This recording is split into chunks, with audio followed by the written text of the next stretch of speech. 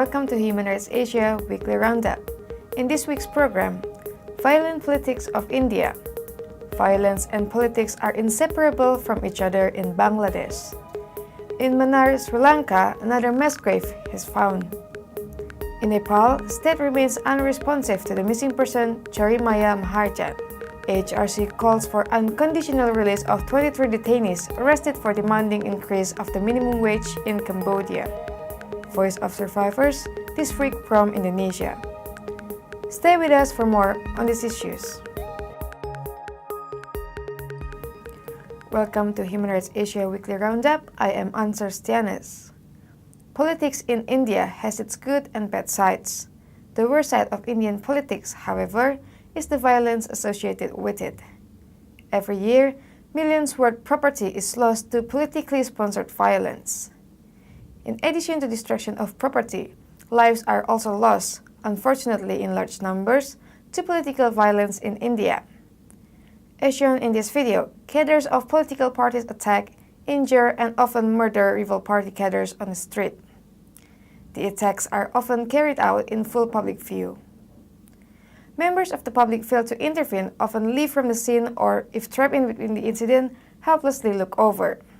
Incidents like this, even though happens in broad daylight and in full public view, fails to culminate in successful prosecutions, since no one will be willing to testify against the assailants due to fear of repercussion. Just as it is in many other cases, police in this case too have arrested 4 persons within 24 hours the incident was reported. Unfortunately, there will be no eyewitnesses to testify in this case. On the other hand, the political party to which the victim in this shocking video belongs have issued a statement immediately after the incident that the assailants and their party leaders will be dealt with in the streets. What is evident here is the stark absence of the rule of law that has created a vacuum filled in by the rule of the jungle, of muscle, political, and money power. Earlier, we spoke to Dr. Rajat Mitra about this incident. What happened in the video that you saw? Is it a rare incident in India? If it's not, then what makes it possible for such an event to be common in India? What I saw, it's definitely not a rare incident in India, and it is something that it is very prevalent, and people are increasingly witnessing violence, and violence is embracing a large percent of the Indian population right now. Why did not the people watching or witnessing the incident interfere to help the person who was getting assaulted? There are many reasons for it. One is that what we call the bystander phenomena. Many of the people are standing as bystanders around it. Secondly, also is that violence is what we call very syntonic to people right now, to populations. They see themselves as something which is becoming increasingly a part of the society and not something separate from it, as happens in many mature societies. So therefore they are watching and witnessing rather than trying to stop it. They are bystanders. Does this incident reflect what Indian society is going through today? Indian society is going through a lot of fragmentation, and definitely this incident reflects what Indian society is going through today, and that includes just not the violence but also the people acting as bystanders, the people who are passing by, and the people who are even seeing it on television, on video, on other forums, and not choosing to respond. What should be done to find a way out? I think it is probably, there is no simplistic answer to that, but it is important that a society, when it chooses violence as a way of expression and communication, it becomes very dangerous to live in that. And the alternative is to look at dialogue, other methods of problem solving that other societies who used violence as a way of solving problems have graduated to. So it's important for the whole Indian society to look at those ways, those methods, and graduate to that. It requires all sections of the society to come together and seriously see that as a problem, and as I said, not as something syntonic, but as something dystonic to the society. Politics can hardly be thought of in Bangladesh without violence. Physical attacks by one party or group on their counterparts are an everyday political scenario. Brutal attempts of killing, wounding, or permanently disabling targeted persons are an integral component of politics. The power-centered political parties recruit and welcome persons having capacity to exercise muscle power. Muscle men prove their capabilities by establishing control over political jurisdictions to gain quick success in the political power game. The parties reward these muscle men with nominations for parliament and other important elected positions. Several persons having reputation of muscle men have been made cabinet ministers. Those who do not continue in politics are given privileged opportunities to migrate abroad to build their fortunes. Committing violence and crimes of murder or gravely hurting people are allowed with impunity in Bangladesh. The country's police never file complaints against the offenders that are associated with the ruling party. Instead, they chase the offenders from the opposition or innocent people for the same crime. Whenever any political party turns into a ruling party from the opposition, they reward their muscle men by withdrawing the cases that were registered while they were the opposition.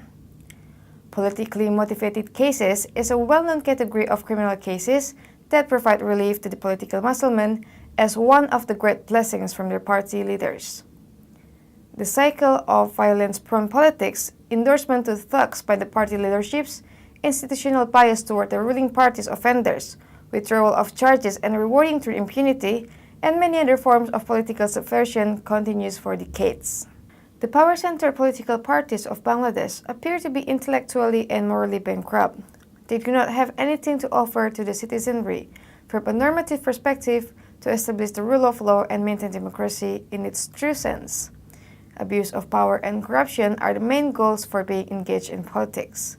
According to the critics, that's why Bangladeshi political parties mostly spread the disease of violence relying on muscle power.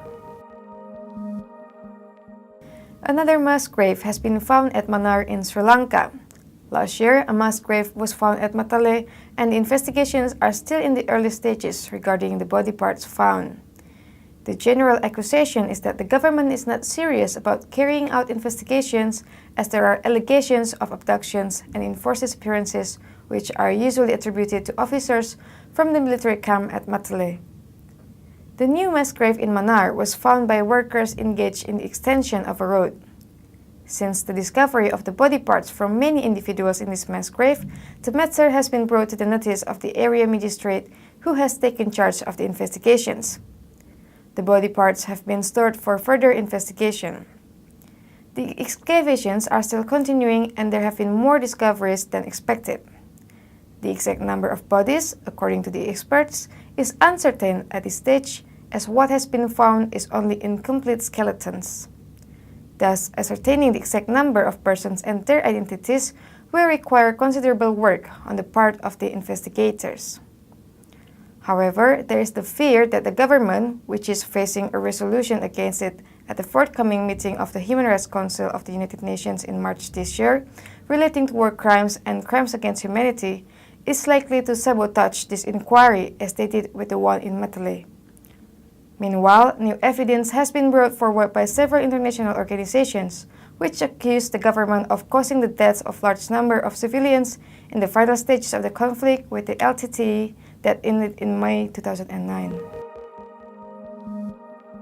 Once again, the Kathmandu District Court postponed the final hearing regarding missing person Chhori Maiya Maharjan, who has been missing since she went to meet Suraksha Singh, alias Nikki, on February 28, 2012. The court postponed the date for the final hearing scheduled for February 3, 2014. The reason given was the judge has to participate in a training, so could not come to the court. But her family is not losing hope to find out whereabouts of Chhori Maiya. They have been calling for justice and asking the questions, where is our mother? Why is the government still silent? What investigation has been done or is being done to find her? For how long do we have to wait to get justice to know about her whereabouts? And where shall we go to find justice now?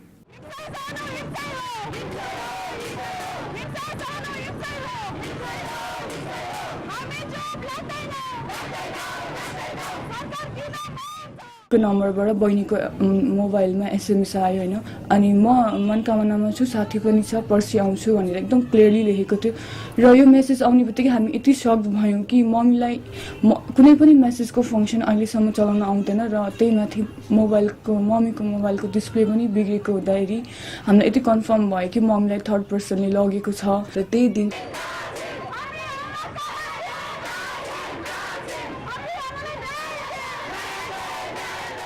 जानुपर्छ कि अदालतको प्रोसेसबाट हामी confuse भइसक्यो कि अब हाम्रो आमा कुन ठाउँमा गयो भने चाहिँ कुन वेबाट चाहिँ हामीले उहाँलाई हेर्न पाउँछौँ भन्ने चाहिँ त्यो एउटा हुन्छ नि मेन्टल्ली यस्तो डिस्टर्ब भइरहेछ कि के गर्न सकिरहेको छैन के भन्न पनि सकिरहेको छैन पहिला जस्तो नर्मल त छँदै छैन हैन यति गाह्रो भइरहेछ कि हामीलाई खान बस्न सुत्नसम्म पनि मुस्किल भइरहेछ हरेक दिनमा त हामी लागि नै रहेछौँ सपनामा समेत हामी मम्मीकै सपना देख्छौँ एभ्री नाइट हामी मम्मीलाई नै सपनामा देख्छौँ कि मम्मी जहिले आउनुहुन्छ सपनामा सधैँ आउनु भएको देख्छौँ हामीले धेरै गाह्रो हुन्छ फ्यामिलीमा बस्न हरेक time The system which fails to give justice to victims is a mockery of the justice system.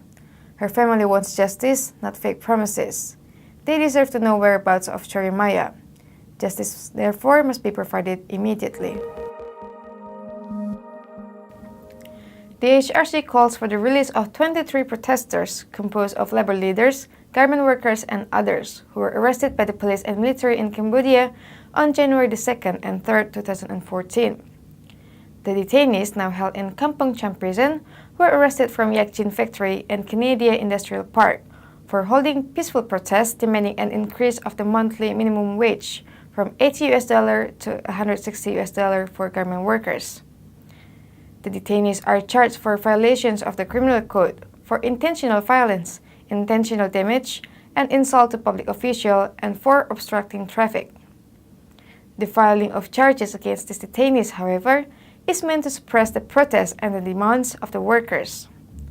The AHRC urges the Cambodian government to immediately withdraw charges against these detainees and to release them unconditionally.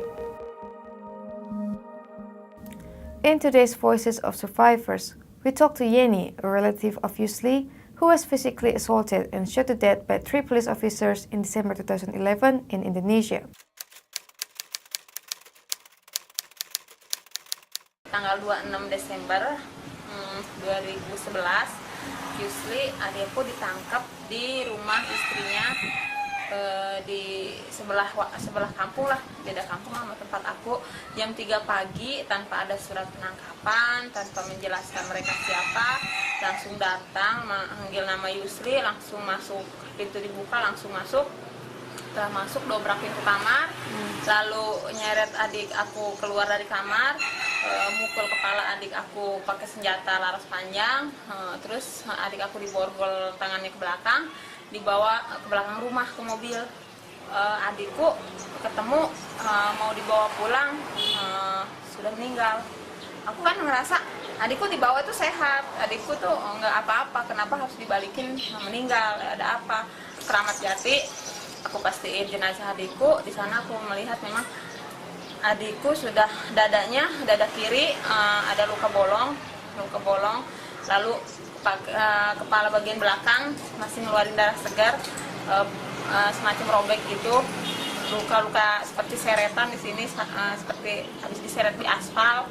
Di dada juga luka-luka kayak sayatan kuku, lalu pundak. Ini pipi sini dia biru-biru, pundak biru. Cuma kalau dari perut ke bawah aku nggak sempet lihat lagi, karena kan namanya juga lihat ade ya, tadinya kemarin kita lihat masih sehat, tiba-tiba udah seperti itu ya. Jadi ngerasa ya udah, aku harus cari ini siapa yang nganterin jenazah ini ke sini. Aku ke depan ke penerimaan jenazah yang nganterin Polsek Cisauk. Di situ aku baru tahu kalau mereka yang ngambil itu Polsek Cisauk.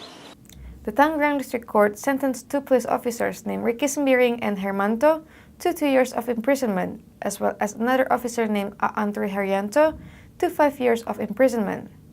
Banten High Court later reduced their punishments to 1 and 3 years of imprisonment. The AHRC condemned both judgments as being too lenient, and the court's partial recognition on what had actually happened to Yusli. That is all for this week's Human Rights Asia Weekly Roundup. For more information on these issues, please go on to www.humanrights.asia. Thank you for watching, and we hope to see you again next week.